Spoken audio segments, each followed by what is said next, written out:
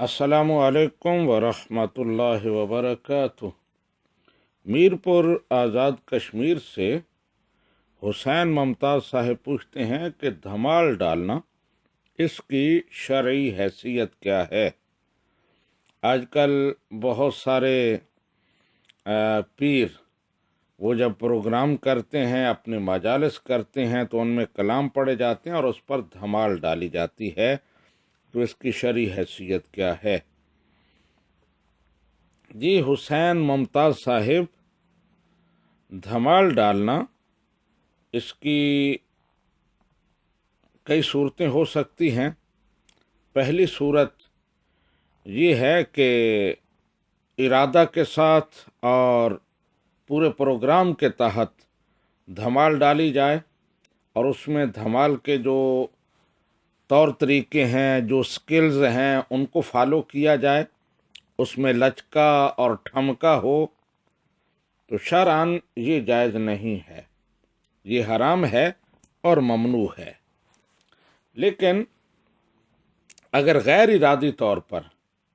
بغیر کسی پروگرام کے کوئی بندہ کوئی کلام سنتا ہے، کوئی بات سنتا ہے، معرفت کا کوئی بول سنتا ہے، اور اس کی وجہ سے اس پر ایک بے خودی کی کیفیت طاری ہو جاتی ہے، حیرت اور وارفتگی کی کیفیت اس پر طاری ہو جاتی ہے، اور اس کی وجہ سے وہ کھڑا ہو جاتا ہے، کچھ حرکات کرتا ہے۔ مثلا یہ ہے کہ ایک پاؤں پر ناچنے لگ جاتا ہے، ایک پاؤں اٹھاتا ہے، دوسرا رکھتا ہے، ایسی کوئی کیفیت، ہاتھ بلند کرتا ہے، یا جسم کو مختلف انداز میں حرکت دیتا ہے، تو اسے وجد کہتے ہیں، اور وجد جائز ہے، اور یہ محبت کی دلیل ہے۔ اور یہ وجد کی کیفیت اکثر اہل محبت اور اہل معرفت کو ہی حاصل ہوتی ہے۔ اس کی دلیل ہمیں حدیث پاک سے ملتی ہے۔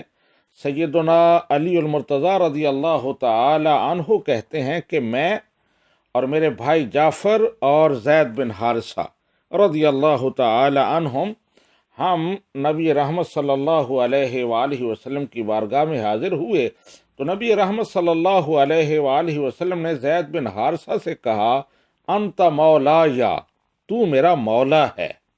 حضرت زید بن حارثہ نے جب یہ سنا تو ان پر ایک بے خودی کی کیفیت طاری ہو گئی،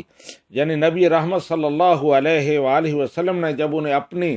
نسبت عطا کی کہ تمہارا میرے ساتھ یہ تعلق ہے، رشتہ ہے، میرے ہاں تمہارا یہ مقام ہے، تو فحاجالا، وہ ایک پاؤں پر ناچنے لگے۔ حضرت علی المرتضیٰ کہتے ہیں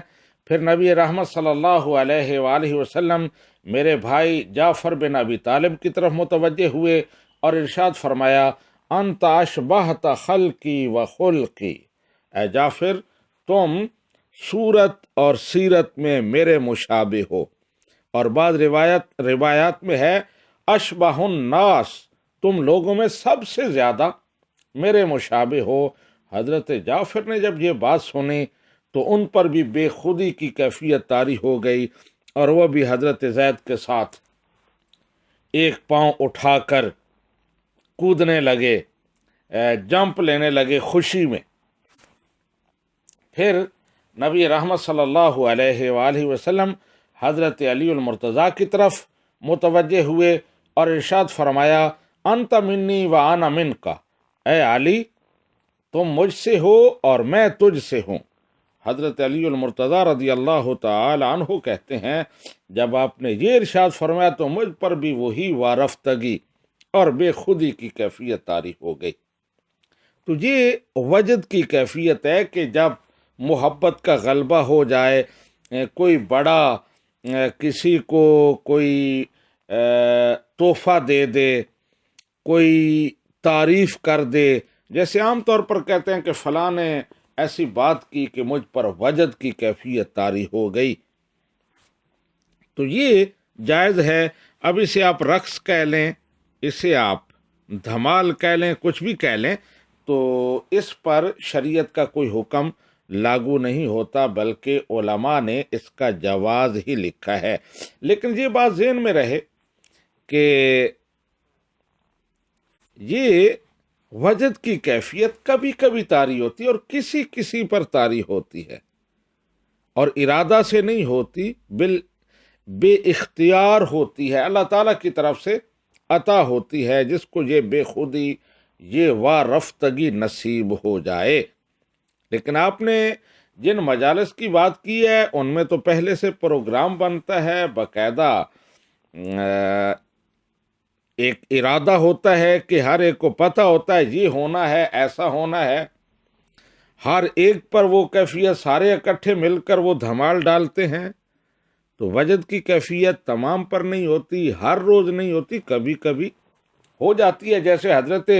علی المرتضیٰ، حضرت جعفر، حضرت زید بن حارثہ، ان کا یہ ایک ہی واقعہ احادیث میں منقول ہوا ہے۔ نبی رحمت صلی اللہ علیہ وآلہ وسلم ہر روز اپنے صحابہ کرام کو نوازتے تھے،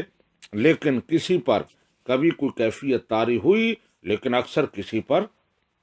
کوئی کیفیت طاری نہیں ہوئی۔ اب یہ وجد کی کیفیت ہے جو جائز ہے، اور یہ جو احادیث مبارکہ میں نے پیش کی تھی یہ مسند احمد میں ہے۔ اور اس کے بعد ایک اور قسم بنتی ہے اور اسے کہتے ہیں تواجد۔ وہ یہ ہے کہ بندہ وجد کی صورت بنا لے، یعنی اسے وجد کی کیفیت نصیب نہیں ہوئی، لیکن وہ کوشش کر رہا ہے کہ وہ بھی وجد والوں کی صورت بنائے، تو اسے تواجد کہا جاتا ہے۔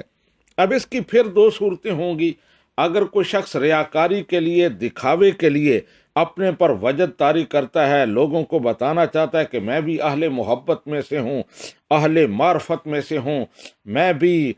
کلام کی گہرائیوں کو سمجھتا ہوں اور یہ میرے وجود پر اثر انداز ہوتا ہے معرفت کا کلام، اس ارادہ سے کرتا ہے تو یہ حرام ہے، کیونکہ اس میں ریاکاری ہے جو کہ حرام ہے، نمود و نمائش ہے، اور وہ بھی ممنوع ہے۔ لیکن اگر نیت یہ ہوتی ہے کہ اس طرح اہل معرفت کے ساتھ، اہل محبت کے ساتھ میری ایک مشابہت قائم ہوگی، اور یہ نیت ہوتی ہے کہ میں بھی اس طرح کروں، کوشش کرتے کرتے ہو سکتا ہے مجھے حقیقی وجد نصیب ہو جائے، تو یہ جائز ہے۔ نبی رحمت صلی اللہ علیہ وآلہ وسلم نے ارشاد فرمایا، من تشبہ بقوم فہو منہم، کہ جو کسی قوم کے ساتھ مشابہت اختیار کرتا ہے وہ اسی میں سے ہے۔ اور دوسری حدیث پاک میں جو ابن ماجہ میں ہے، نبی رحمت نے فرمایا کہ جب قرآن پاک پڑھو تو رو، ان لم تبکو فتباکو، اور اگر رونا نہ آئے تو رونے کی صورت ہی بنا لو۔ تو یہ یعنی اگر وجد تم پر طاری نہ ہو تو وجد کی کیفیت ہی بنا لو۔ تو وجد کیونکہ اہل معرفت کی ایک کیفیت ہے، محبت کی ایک کیفیت ہے، تو اس لیے اس کو بھی اپنے پر طاری کرنے کی کوشش کرو۔ احیاء العلوم میں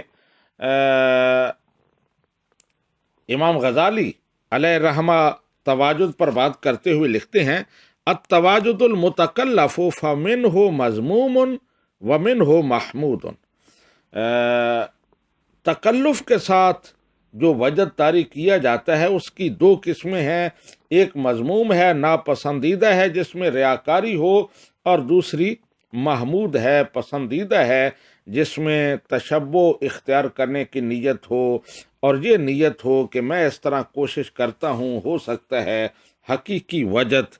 بے خودی اور وارفتگی کی کیفیت مجھے بھی مل جائے۔